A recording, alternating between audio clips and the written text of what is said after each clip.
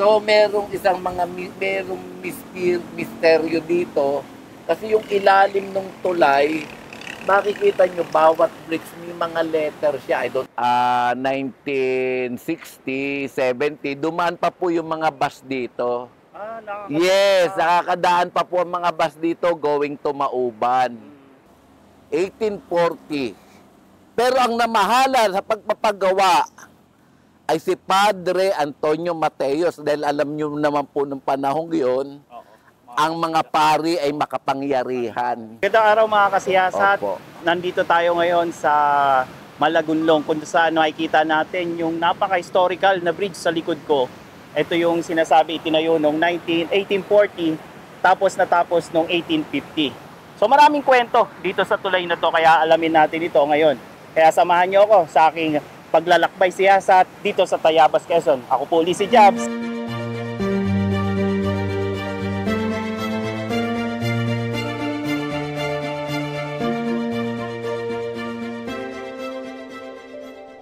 Ang tulay ng Malagunlong o kilala rin bilang Puente de Malagunlong ay isang makasaysayang tulay na bato na matatagpuan sa Tayabas, Quezon. Nagsimula ang konstruksyon nito noong 1840 at natapos noong 1850 sa ilalim ng panahon ng pananakop ng mga Espanyol. Ginawa ito sa pangangasiwa ng Kora Paroko ng Tayabas na si Padre Antonio Mateos, isang paring Pransiskano. Ang mga taga-Tayabas ang gumawa ng tulay sa pamamagitan ng sapilitang paggawa o polo e serbisyo. Tinatayang 100,000 mga bloke ng adobe ang ginamit sa pagbuo nito, kasama ang mga limestones at river stones. Ito ay isang stone arch bridge na may 5 arko at may habang umaabot sa 445 talampakan.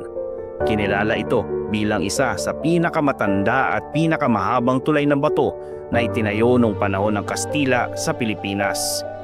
Noong August 12, 2011, idineklara ito ng Pambansang Museo bilang National Cultural Treasure sa ilalim ng Historic Bridges of Tayabas. Tumatawid ang tulay sa Ilog Dumaka.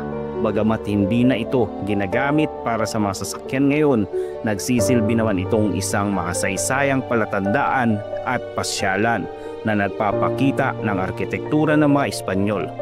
Ang tulay ng Malagunlong ay isang matibay na saksi sa kasaysayan na nanatiling nakatayo sa kabila ng pagdaan ng panahon at iba't ibang kalamidad. So nandito tayo sa tulay ng Malagunlong dito sa Tayabas, Quezon. So ito yung tulay na ginawa noong 1840 sa ilalim ng pangasiwa ng Kora Paroko ng Tayabas. So natapos tong tulay na to noong 1850. So imagine mo, etong lumang tulay na to, kung gaano katibay nung panahon na yon. Ito na yung kasalukuyang tulay na gumagana dito, na ginagamit dito. Then ito yung pinakalumang tulay na tinatapakan na natin.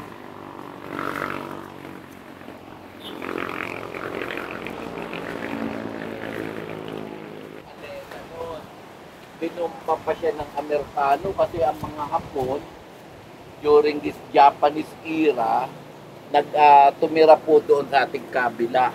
So napingas-pingasan na po siya. Then nababoy pa kasi nung panahon nung past administration, hindi siya binabantayan. Yan nagkaroon ng mga tao dito, vandalism. Opo, hindi nabantayan. So siguro mga yung past 2 administration hanggang ngayon, yan na nababantayan, napapangalagaan na po. So merong misteryo dito kasi yung ilalim ng tulay, makikita nyo bawat bricks may mga letter siya. I don't know, sabi gawa daw ng mga mason yun. Pwede po nating ma-witness bababa. Ito yung kinover ni Cara David, di ba? Opo, ni Cara David. Yung mga 1950, 1960, 70, dumaan pa po yung mga bus dito. Yes, nakakadaan pa po ang mga bus dito going to Mauban. Opo. Sa ngayon po, Nung pagpasok po ng year 2000, ito po isinara na para po ma-restore. So, Private land na yan, sir. kinlose na siya talaga. Oo, kasi yun na nga, may dumating din yung panahon na medyo nasasalaula siya ng mga kabataan, nag-iinuman, nagkakaroon ng drug session dito po sa lugar na ito. So, ano mga... Nung nabantayan po ito, siguro mga year ano po, sa tansya ko lang po, ano po, hindi po ako sigurado. Siguro nung nagkaroon na siya ng kahalagahan, pinahalagahan, mga year 2000, mga ganun. Doon po nagsimula na bigyan na siya ng ano. Historical... Opo. Pinahalagahan na Opo, binibigyan na siya ng kahalagahan dahil ano nila ay talagang panahon pa ng Espanyol dahil yun po yung marker niya.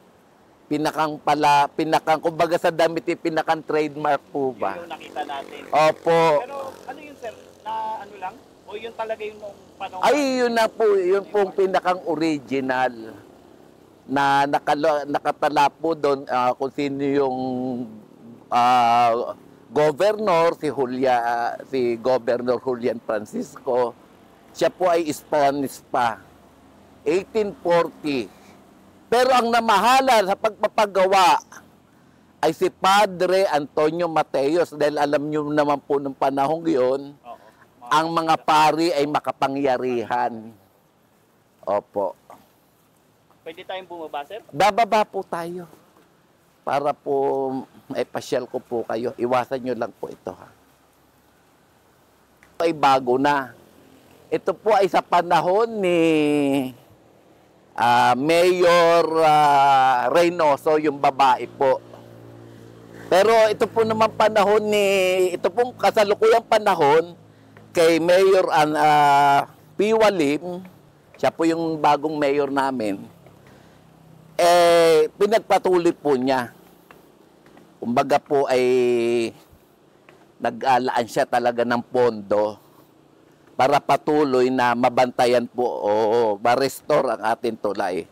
Imagine, no, ganyang katibay yan. Opo. Talo pa po ang tulay na lindol, baha, dumaan. Pero still, ano pa rin siya. Talo po ang tulay ng DPWH. Opo. Wala pa pong korupsyon nun. Ito po yung sinasabi ko. May mga letters. Okay. So, this is letter J, letter E. Kung makikita nyo, kahit po yung mga arc doon sa kabila, then merong isang, letter B, as in victory. Pero dito, meron isang mysterious na letra. Ayan, para ba siyang nicho? May cross, tapos, hindi siya letter I don't know, cross, tapos,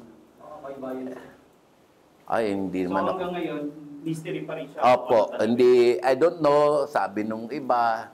Sir, sino mga nagsulat niyan? Ay, ninuno po natin.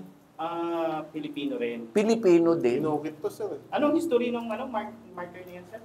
Hindi, parang sa espekulasyon nung ibang historian, yung mga bato, yung mga letrang yan, ay yung mga nagsipaggawa, kung sino yung mga nagsipaggawa ay nandito. Yung naman sa ibabaw ay yung mga Espanyol. Yung mga Indio, yung mga katulad natin, ay dito sila nakamark sa ilalim. Ito kakaiba, Yun. Markings na sa ibabaw niya ay may ukit pa. Pwede po tayong pumunta dito para... Ilan ang gumawa niyan, sir? Ay, libo po. Libong Pilipino po. Yun po ay persahang pagpapatrabaho. Sa salita po ng mga Espanyol ay ano ba ito? Polo e servicio. Polo e servicio. Yes, polo e servicio. So, kung mapupunan nyo po, Kasi ang mga arkitekto ay mga Espanyol. Kaya may mga kahalintulad siyang tulay sa Europa. Oo. Kaya lang siya hindi na-recognize po ng UNESCO. Gawa po nagkaroon ng tinatawag na photo bomber. Kung dito po kayo tatayo, makikita nyo yung isang tulay doon. Yung bago. Yes. Samantala kung dito kayo tatayo, siya lang yung makikita nyo. Hindi siya katulad ng gawang Pinoy kasi European ang mga arkitektor, ang mga nagpagawa. Pero Pilipino mismo ang libo-libo pong Pilipino nagsipagtrabaho.